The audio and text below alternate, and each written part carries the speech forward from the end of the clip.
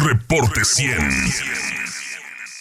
Manuel Emilio Hoyos es director del Observatorio Sonora por la Seguridad y le agradezco mucho que nos tome una llamada esta mañana. Manuel Emilio, ¿cómo estás? Buenos días.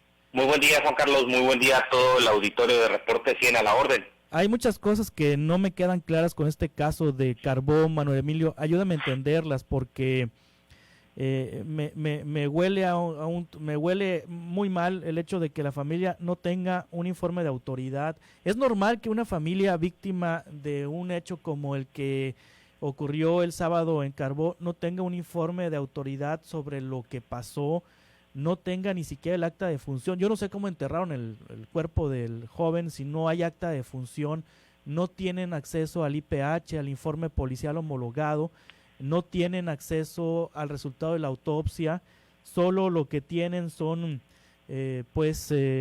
declaraciones o dichos de un militar que asevera que persiguieron al joven porque no se quiso detener en un supuesto filtro de los elementos castrenses, y tienen el dicho de un empleado de la funeraria que le dijo a la mamá que el joven presentó el cuerpo 4 balazos en el pecho. En fin, ¿es normal que una familia de una víctima no tenga acceso a ningún documento? Bueno, terriblemente es una normalidad cuando no debería de serlo.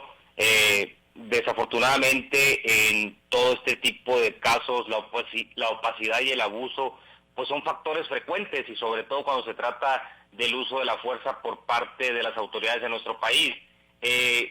Existe un informe de uso de la fuerza letal en América Latina que lo elaboró el CIDE, y precisamente señala y habla de esta opacidad desde hace ya algunos años de parte de Sedena, pues que se ha negado a revelar, ¿no?, el número de civiles que han muerto por disparos de arma de fuego.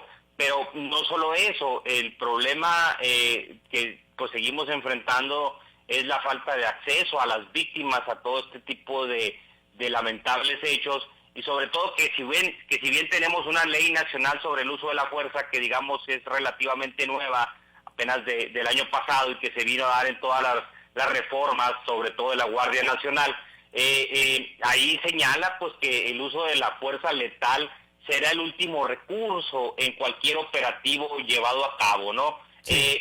Habla de las responsabilidades, las disposiciones civiles, evidentemente del principio de uso de la fuerza, pero desafortunadamente vemos hasta ahora que poco o nada se hace por por transparentar todo esto que está ocurriendo. A ver, Manuel Emilio, me detengo en lo que pasó el sábado.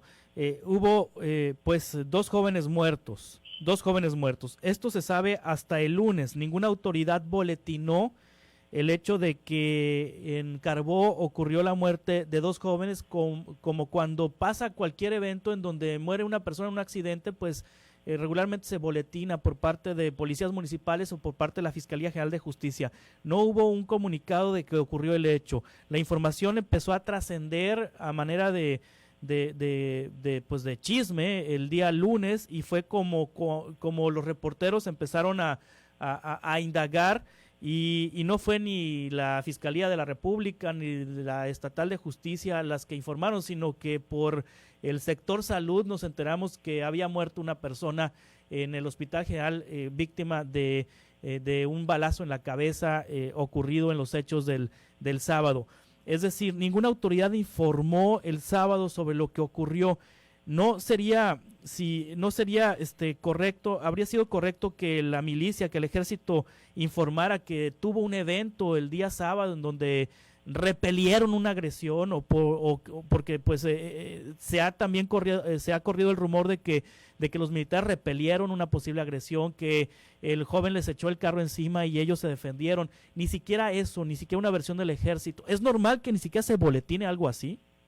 Bueno, no es normal en términos generales. Lo que sí es normal, desafortunadamente en nuestro país, es que este tipo de incidentes, como bien das el contexto, pues bueno, desafortunadamente desde el día sábado que ocurrieron los hechos, no hay ni siquiera pues un aviso, o como dices tú, un boletín de lo que ocurre. Desafortunadamente eso nos lleva a seguir dudando de las autoridades y de su actuar.